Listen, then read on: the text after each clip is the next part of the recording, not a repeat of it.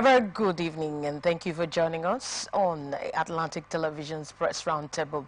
Press Roundtable is a convergence of media practitioners who dissect news and current affairs to provide the right balance. Now today on Press Roundtable we will be discussing so many issues. Anambra, as Governor Obiano asks courts to quash EFCC charge against him. Insecurity. Herdsmen invade 2 communities, kill 3, injure scores. Economic hardship. Nigerian government to commence distribution of grains across the state. Plus, Akwa Ibom Governor Eno to introduce vouchers for subsidized food. My name is Angel Nwokoma. Once after this break, I'm going to introduce the guests on this program this evening. Stay tuned.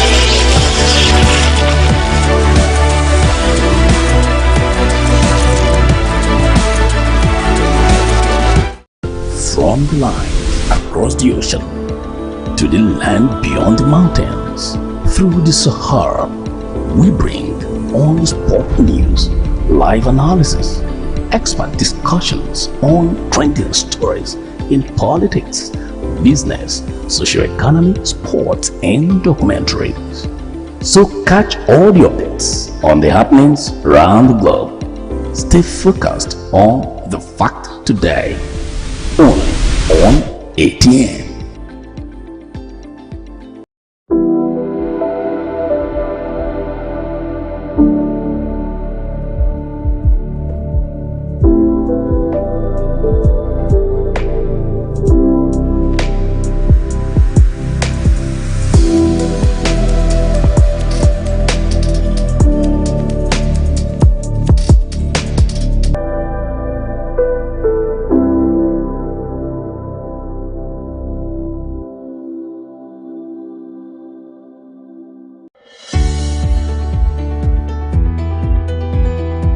People into the country illegally. That is amazing. Honorable You human trafficker. Honorable they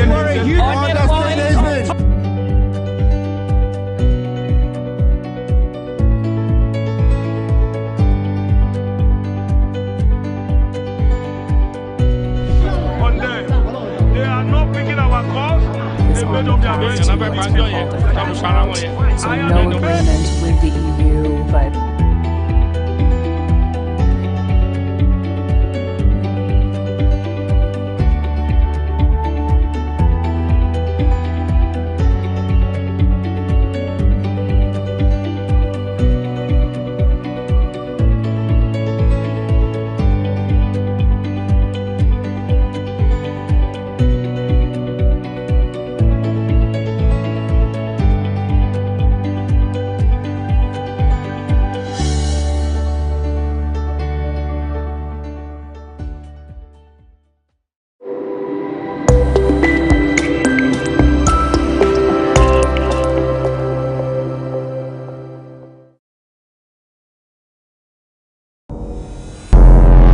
Every day, our lives are changed by history. We are one people, all of us. Leaders, politics, Nobody's ambition is what's the blood. I have fought very firmly. natural occurrence, war, and the world economy.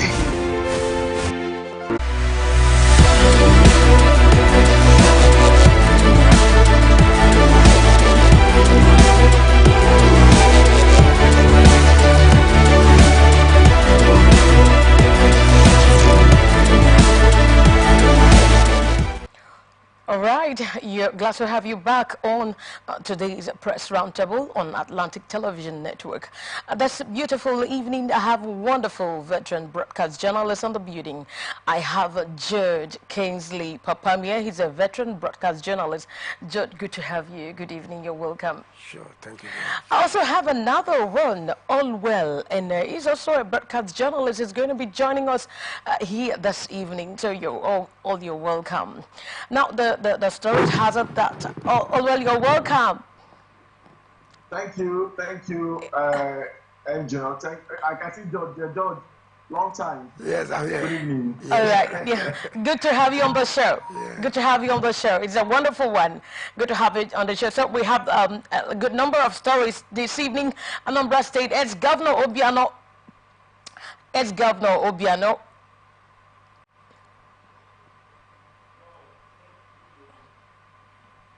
Okay, State Governor Willie Obiano on Monday challenged the competence of the 9-count money laundering charge the Economic and Financial Crimes Commission (EFCC) preferred against him.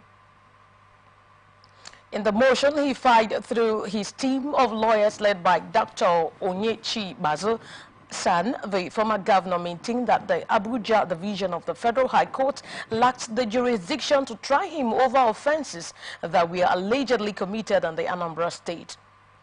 He therefore prayed the court to dismiss the charge against him for want of jurisdiction.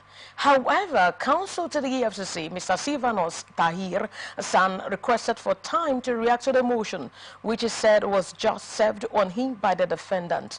Besides, the prosecution counsel noted that the Supreme Court had on different occasions held that once a charge borders on money laundering, it could be filed before the Federal High Court, which would have the jurisdiction to try it. Trial Justice Nyang Eko adjourned the matter till March 7 to hear the motion. It will be recalled that Obiano, who piloted the affairs of Anambra State from March 2014 to March 2022, was first arrested at the Molitala Muhammad International Airport, Lagos, on March 17, 2022, as he was preparing to board a flight to Houston, the United States of America. Now, did you get the stories? Anambra State Governor, ex-Governor Obiano, asked court to quash EFCC charge against him. How do you think he said he wants the EFCC to quash, to remove the charges they levied against him? Let me start from you, Mr. Judge. Mr. Judge. Yes, actually. Kingsley Papamie. Actually, we have what is known as rules and laws that guides every public office holder. Once you are a public office holder, you are a public servant, and whatever thing you do, whatever is your performance, whatever is your activity, whatever that you have laid as a legacy must be recorded for accountability and transparency. That's what the law says, isn't it? Yeah, exactly. Yes. And as a public servant, you will also understand that you must answer questions. You must give answers to questions. Even in the National Assembly. Yes, you must give answer to questions. Exactly. And people that you ruled, that the people that you governed, if they are not satisfied with your leadership, they have the right to come for information, freedom of information, to get the information that they need to satisfy that want and to satisfy that conduct. Exactly. If your conduct is unsatisfactory and is illegal, you must be fined for it, either by punishment or by fine or by recovery, because it's a state asset. It's not only one person's own. It is the ownership. Everybody has right to it. And therefore, that is why you are given that public trust, because you promise to keep the public trust. Even by the time you made your oath of office, all right? You must have gone too far to ensure that you want to keep a moral conduct. Exactly. Now, when it comes to money laundering, that's what I'm trying to look at it in this angle before I go to Orwell right now. I'm looking at it at the aspect of money laundering. Yes.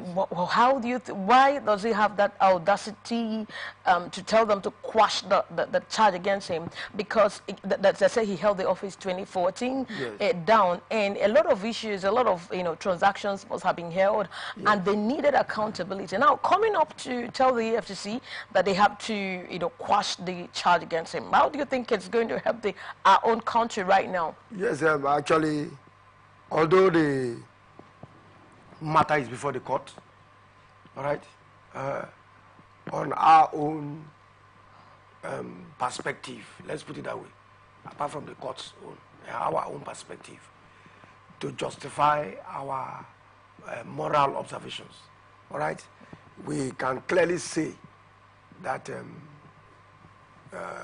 Obiano has no right. Yes, I mean, has no right. Because what the law says is that there is rule of law. There is rule of law. And where a rule of law exists, it means that everybody is subject to the overriding claims of the law. All right? Everybody is subject to the overriding claims of the law. And you must exist and perform your activities by the pronunciations and the foundations of the law. You must obey it to the letter, all right?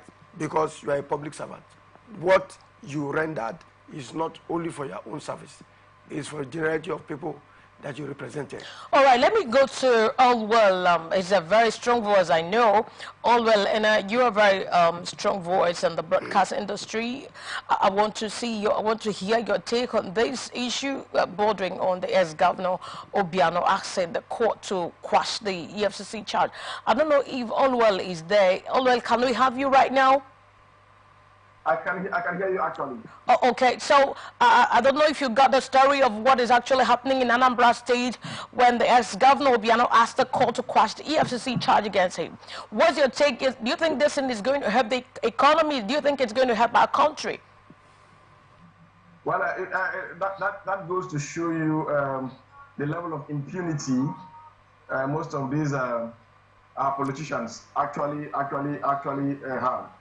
So, how can a former state governor request or make such a move that a case involving alleged criminal financial transactions be quashed?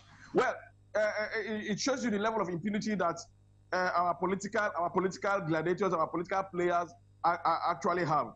So I think.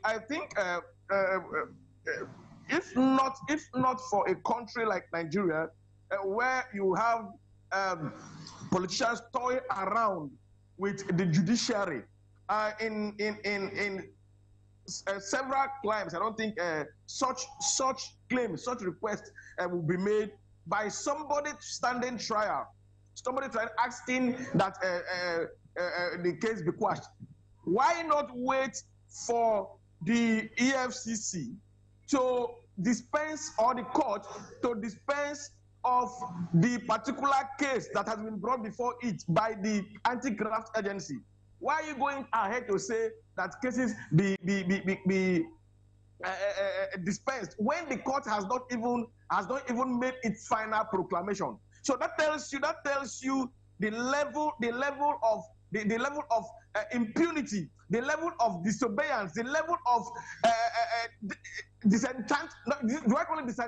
disrespect of the judiciary by our political players. Well, I don't blame them. I blame the judiciary, and I blame most of this the security and anti-graft that has played into the hands of these political players. If not, these things like this wouldn't have been committed. And I want to call on the FCC. I want to call on the court that such requests of gross financial, allegedly anyway, because it's still in court, such requests should not be adhered to. The court should do due diligence. The anti-graft should prosecute the matter diligently and ensure if he's free, then he can be let out of the net. But if he's not free, people like that should be used as an example to serve as a deterrent to others. Because you have several politicians, you have several political gladiators, even governors who are involved in such things. And when they leave, because of the immunity they enjoyed ab initio as governors, but when they leave, this kind of cases before the anti-graft should serve as a deterrent. If that means that is if he's found guilty. But when you say plea bargain, when you say the case should be quashed without following the rigorous processes of the law, without following the due process of the law, how do you quash a case against somebody standing trial who has not, when the court has not done due diligence?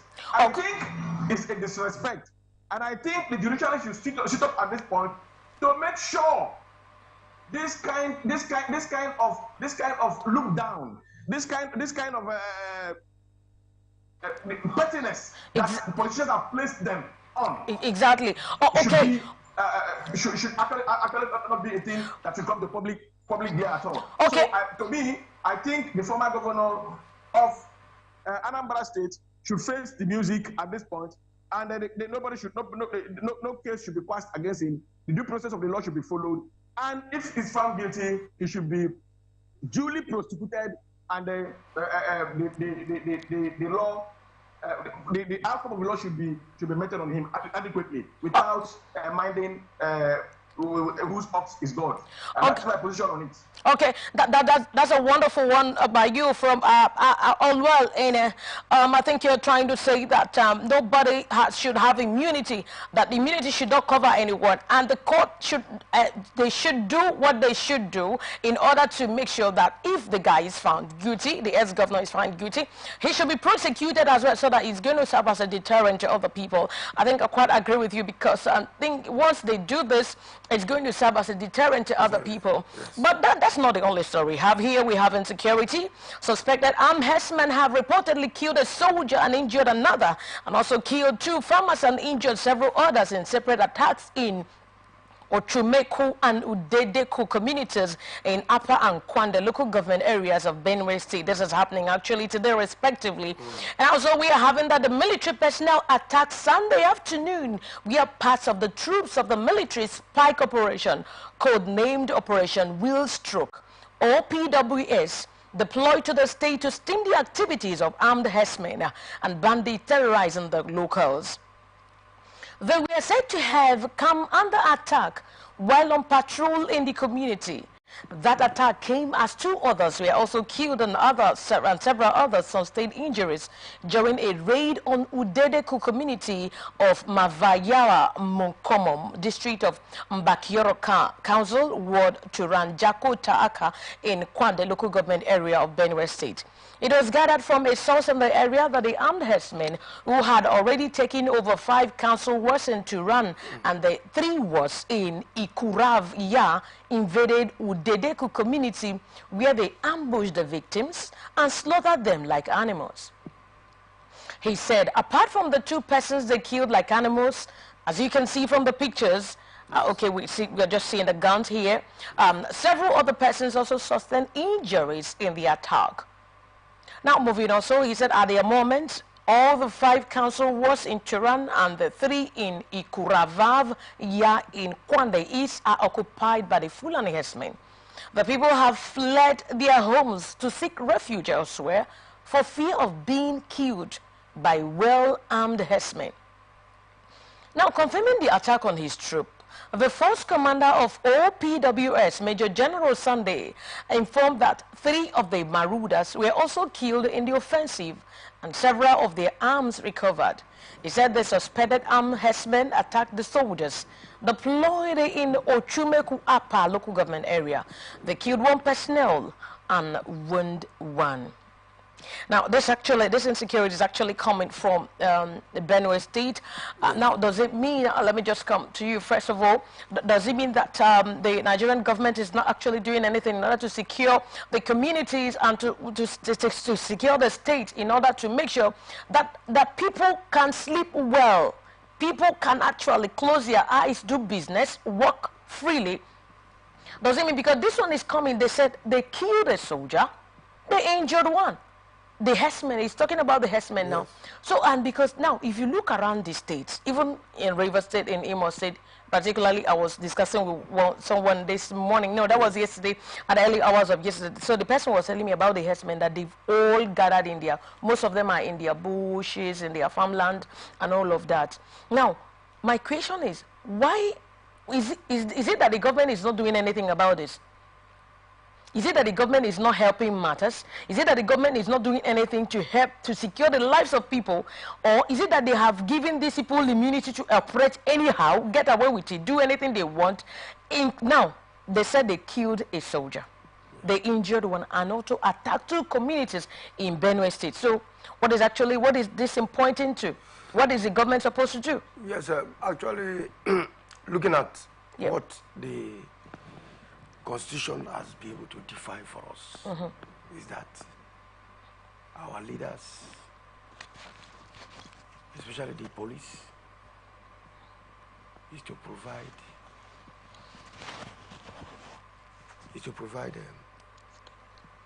security of lives and property. Now the question is that how far are these agencies putting their strength to ensure that whatever that is demanded of them can be achieved? That's a very basic result. Now, looking at what is happening in Benue State, you know, I think it's Governor Alia. It's Governor Alia.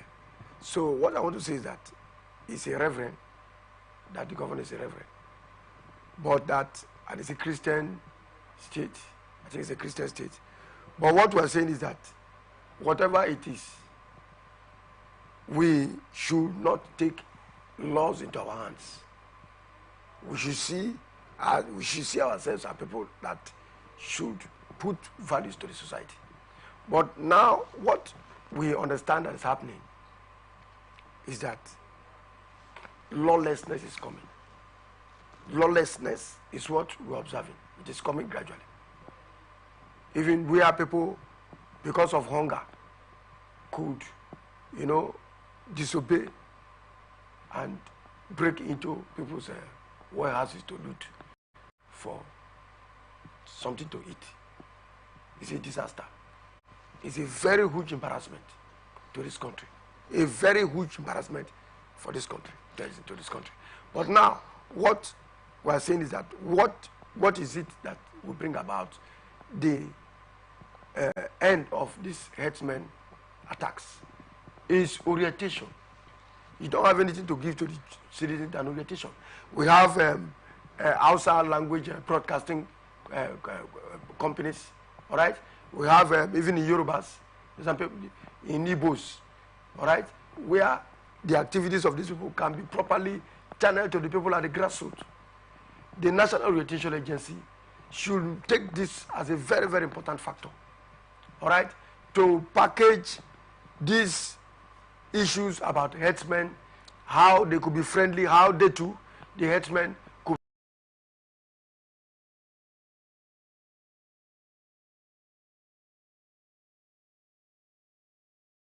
They don't all know what the law says, and they work on that disobedience, going into things that are very criminal, you know what I mean, by attacking people, attacking this security personnel. Is very, very offensive. Okay. It's offensive to the law, it's offensive to the society, and the law will not just allow them to operate the way they are doing. Okay. They need proper orientation. Okay, that means you said that the National Orientation Agency, that they should take proper note of this in order to sensitize them. But I know one thing I just learned, that even the herdsmen, that they are not just only the Hausa people, that most of them are Fulani people. But let me just hear from Allwell Ene.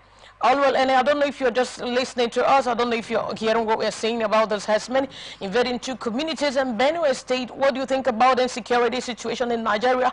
What do you think that the government should do to protect the lives of the citizenry?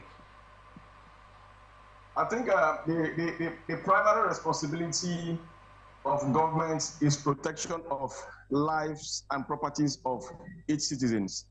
And I think it's a failure on the part of government when human lives are wasted when properties of humans, its citizens are wasted and vandalized,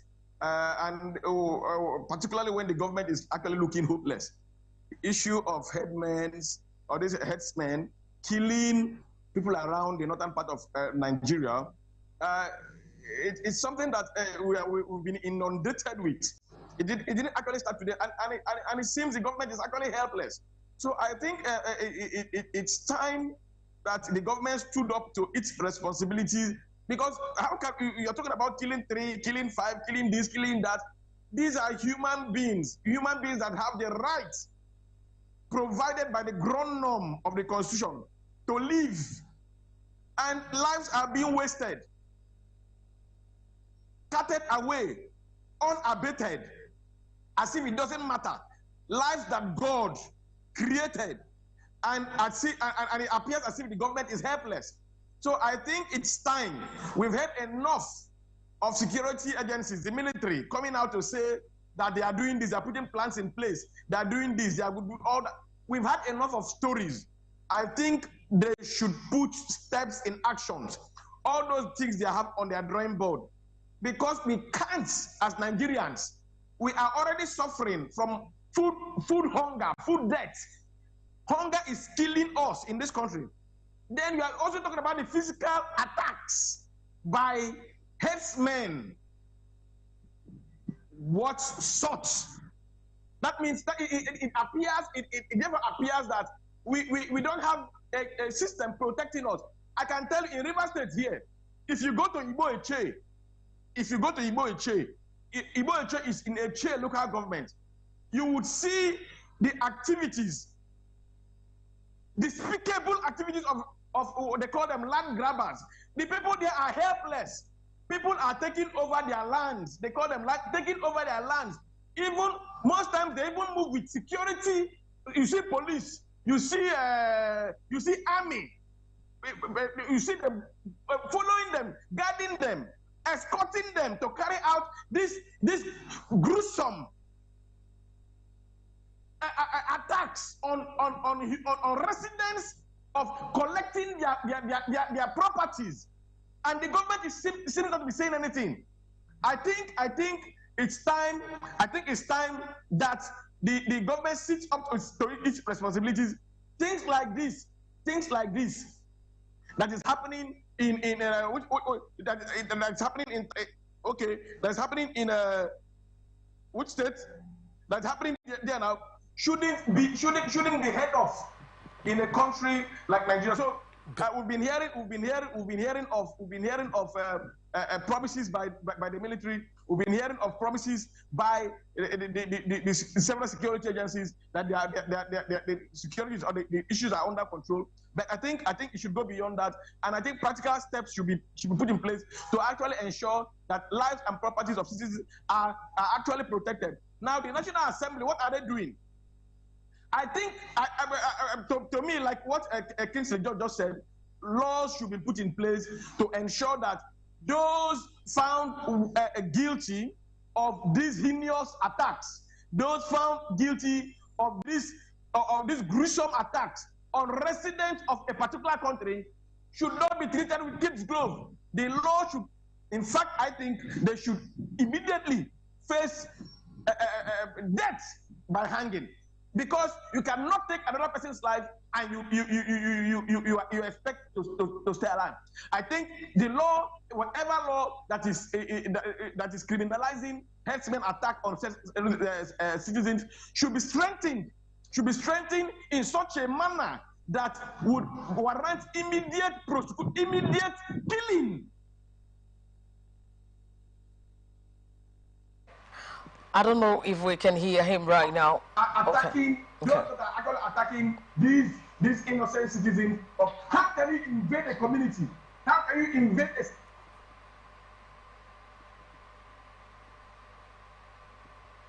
men, residents of those places? And these are helpless people.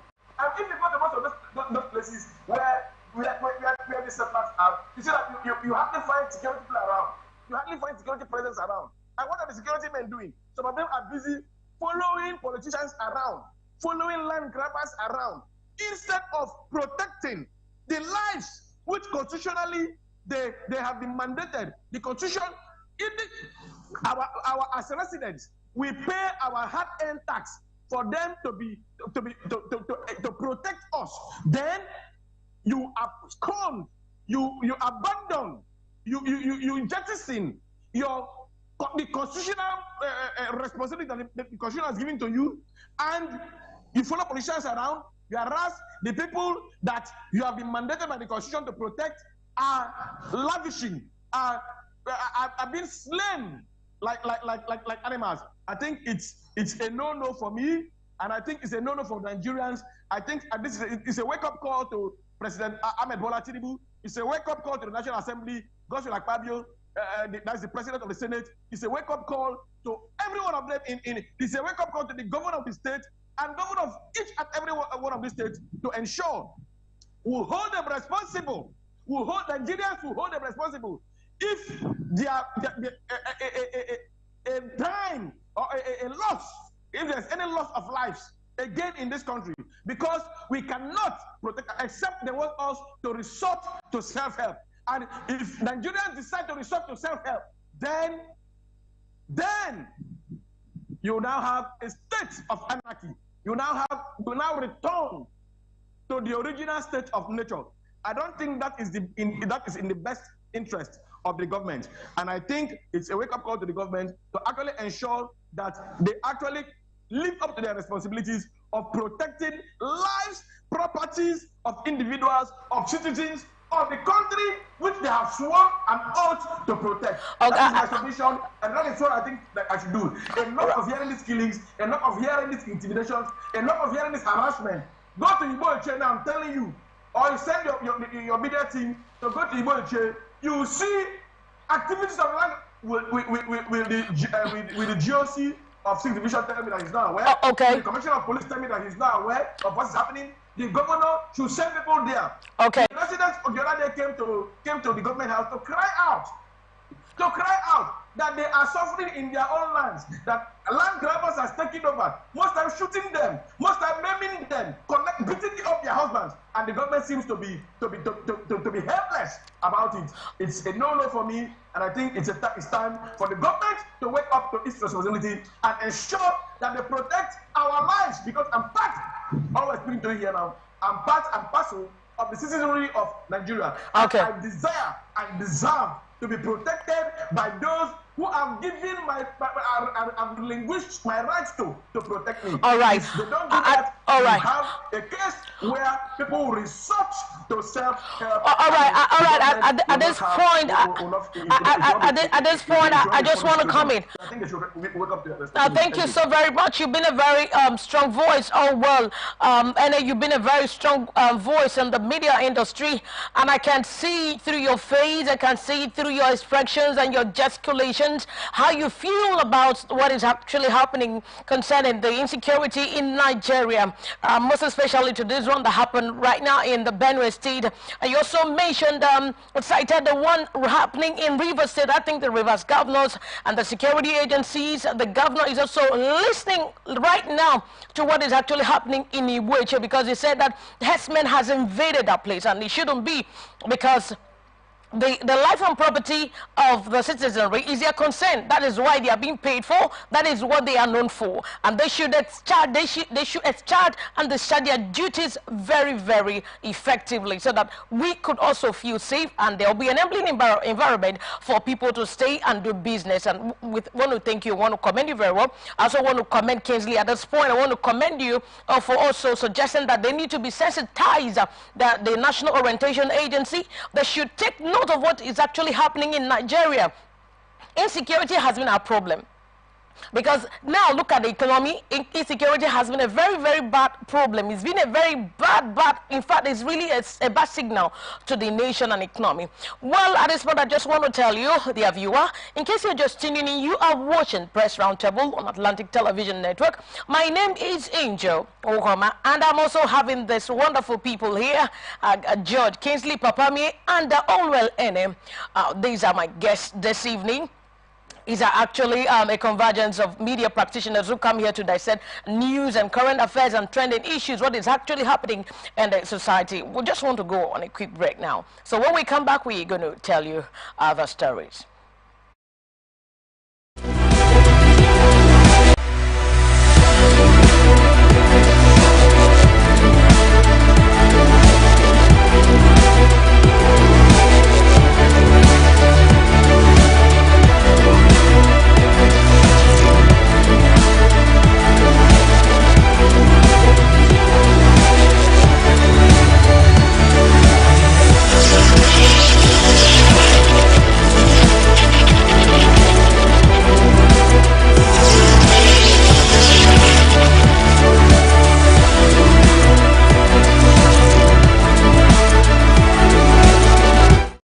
From the line across the ocean to the land beyond the mountains, through the Sahara, we bring on sport news, live analysis, expert discussions on trending stories in politics, business, socio-economy, sports, and documentaries.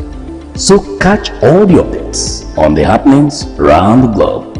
Stay focused on the fact today. Only on ATN.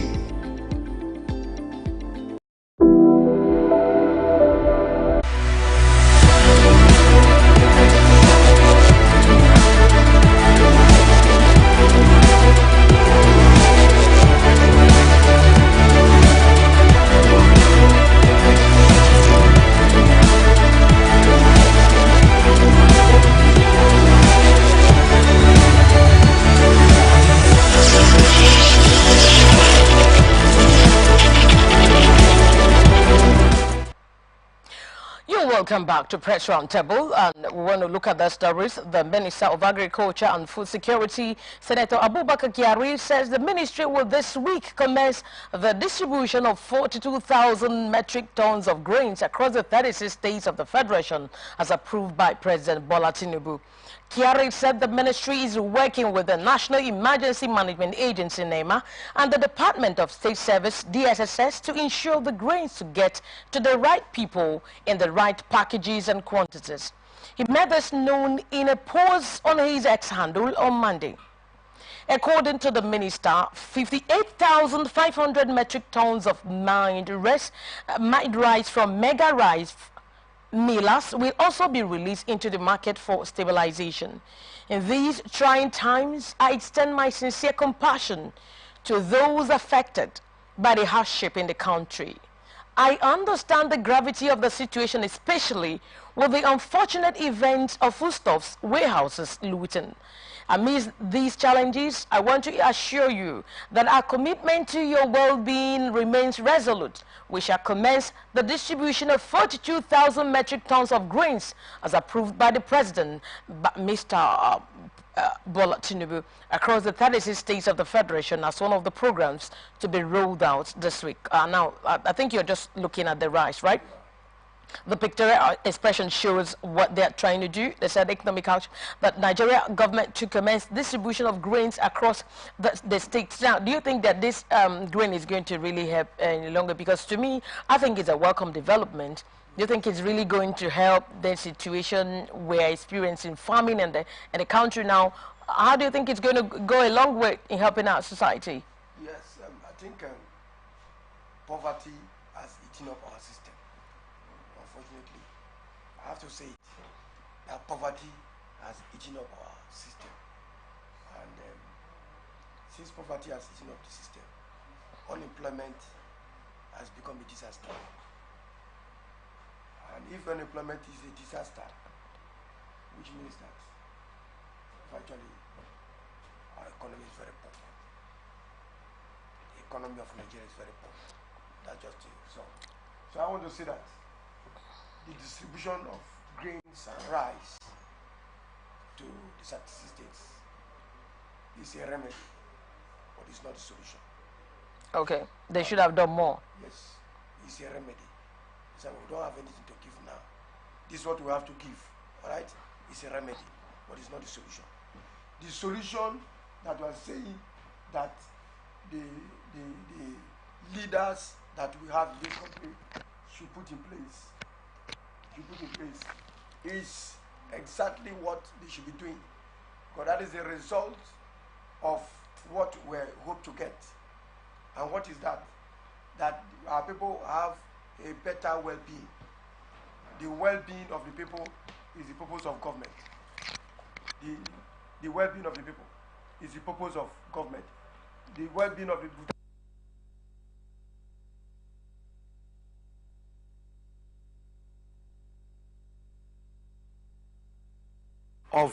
the federal strata to the state strata to the local government strata, we have leaders, all right, that have been elected to take their position and to ensure that the well-being of the people is achieved. Okay. But what we see now is that promises made are not fulfilled, all right? People go there for their selfish interests and upturn the economy. Look at what is happening. The one that we just spoke about. The governor of Enugu State saying that he's not going to defend his 10 of offices. It's wrong. That's what we're saying, that whether you like it or not, what we are saying is that there should be sustainability system right from the local government level to the state local government, to the state level, and at the federal level, so that you become a balanced view. Because even our constitution has checks and balances for the 3 tiers of government. All right? What about the states? Are they telling us that they don't have something to tell the people at the end of the day, that let us go into farming, let us go into fishing, let us go into production of a particular product, that even the oil that we have, the crude oil we have, can be, converted and transformed into so many innovations. All right? These are the issues and places or observations where our government, state, as well as the federal level, should key into, so that it will become a source of empowerment to the society. Okay. Now, in 2 minutes, I want to now ask Allwell Ene. I think you're just actually listening to what is actually happening here. Even the pictorial expressions, they tell you more of what the government is actually doing. They said they are distributing grids across the 36 states. Do you think it's going to really go a long way? To me, I said it's a welcome development. So, Allwell, I want to hear from you just in 2 minutes so that we can go to the last story in Akwa Ibom State. Yes, I think I want to join you, Angel, to say it's a welcome development. It ought to be a welcome development. That's what I think that's the right word to say. It's supposed to be a welcome development. But I still have my reservations. Angel, you need to see the level of sufferings that Nigerians are passing through. I actually went somewhere to even as a journalist that covers issues around within this state, in particular in River State here, I've interviewed, I've spoken with several persons, and I know the level of hardship of it. It's actually unbearable at this point. You go to buy something today, the next day by the time you go to buy a sachet of milk, they're telling you that it's about 50%. There's a 50% increase on that particular commodity. You go to buy a cup of garri, it's the same thing. The same. You cannot even go to a local restaurant to eat food with the money you had yesterday, that you want to go to that particular restaurant to eat, and you still that you get a plate of food to eat. It's as bad as that, and you don't blame them. Transportation everywhere. They always tell you that it's not their fault. It's not their fault. It's not their fault. And I think, to me, that has been on the street covering this bill, I know it is actually not their fault. But now that the federal government has come out to say that they want to do this, to cushion the effect of hardship, of this economic hardship, that is not even our fault as Nigerians. They want to come out to say they want to help us. I think I want to say that it's a supposedly welcome development. But the way from presidents will tell us the way things have been happening in the past, would tell us that most times when laudable programs like this will be churned out, they would frustrate it. They will not only frustrate it, they will sabotage it, and it will now become a bad policy, bad program. We know when the COVID-19 palliative, it's not been very far. When the COVID-19 palliative came out, we knew that some families, with the huge, humongous allocated for that particular exercise, some families did not even see a grain of rice. You can go to the bank with it. I'm telling you from what I've experienced. Some families did not see a grain of rice to eat during that palliative. But when you hear the amount, the humongous amount that the government quoted, allocated for that exercise, you will be shocked and you'll be marveled if that thing drain went down to the very commonest people. Okay, all right, just hold it there now. I just want us to initiate programs. Okay, all right. That is for the poor. My sister. Okay. It doesn't get down to the poor. Exactly. Okay, now just hold it there. Let's just oppose it with what is actually happening in Akwa Ibom State, because it said here Akwa Ibom State is set to Akwa Ibom State government is set to engage registered vendors to set up redemption centers where poor citizens, availed food vouchers could purchase basic food items at government discounted rates. That's the governor, Umar Eno. He's making this revelation in New York on Monday. He's explained that the intended modalities aimed at checking middlemen buying staple food, holding it to resell at cutthroat prices. Now, when he said addressing the hardship, actually what is happening in the country, he said they actually want to make sure that they get people in order to get it at a subsidized rate. What do you think? I want you to just oppose it with distribution, the federal government distributing, because we just only have a minute to go right now. We just have a minute to go right now. I want you to just oppose it with the Nigeria distributing grains to the people, and then they are now also introducing the vouchers for subsidized food, so that people could just buy it at a reduced rate, saying that the government is helping them. How can you, what's your passing words? What your passing words? Yes. I wish we have time to stay. Yes, I think it's a shared knowledge. Exactly.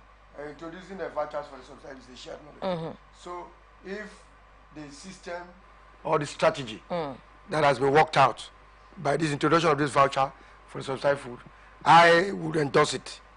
That is a good way of ensuring that it gets to the right people.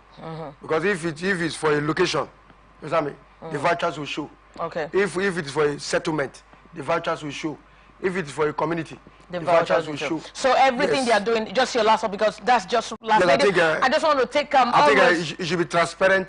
Okay, they should be transparent in everything they are doing. Let me just hear a few seconds, Olwe, because we are counting in seconds right now. Olwe, I just want to hear your passion words, because I know you just heard what I said of coming from Anambra State, Akwa Ibom State, introducing vouchers for subsidized food. So what is just your last take? What's your last? What are you just trying to tell us in few seconds? I think I just want to toe the line. I just want to toe the line of Kingsley George there. Okay. Most times we have good policies, but we have bad those implementing. We have bad people implementing these policies. I want to thank the governor of Akwa Ibom State for bringing out this. In fact, River State governor had it here. That's the palliative bus and all that. So I just want to thank this government. But I think like Kingsley George said, we need sincere people. We need sincere people to actually drive down these policies to ensure that it gets to those that they are the target audience and the target beneficiaries. It's not where they play politics with it. It's not where they give it to their cronies, their friends, and all that. So I just want to say that the federal distribution of whatever they want to do is a right step in the right direction. What the state government is doing, other states should emulate same. But the right people should be put in place to ensure that these things get down to the very people, the very persons, the very poor, the pro-poor, the poorest of the poor that actually need this thing, not for them, not for those people that can even have a square meal to eat, but there are people that don't have this square meal anything to eat at all. And this thing should actually descend and transcend down to them so that everybody will feel carried along. I think that's what what I have to say. We'll have good policies, but we'll have... Okay, that's so much we can take for today. Thank you so very much. All well.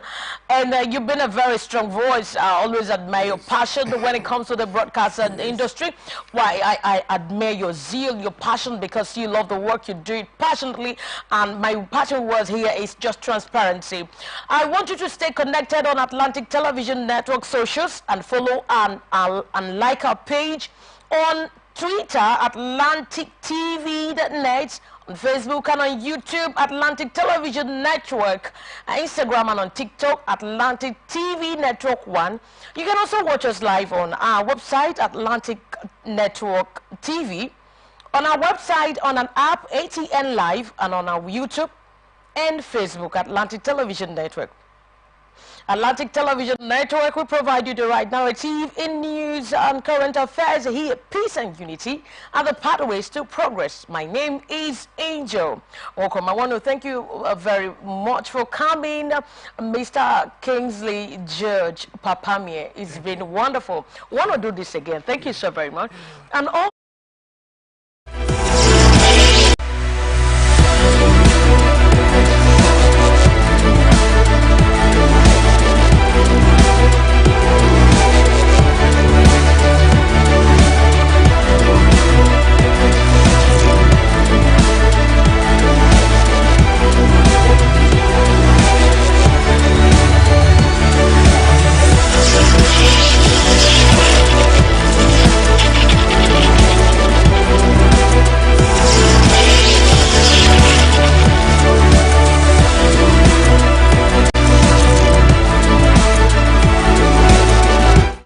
from the line across the ocean to the land beyond the mountains, through the Sahara, we bring all sport news, live analysis, expert discussions on trending stories in politics, business,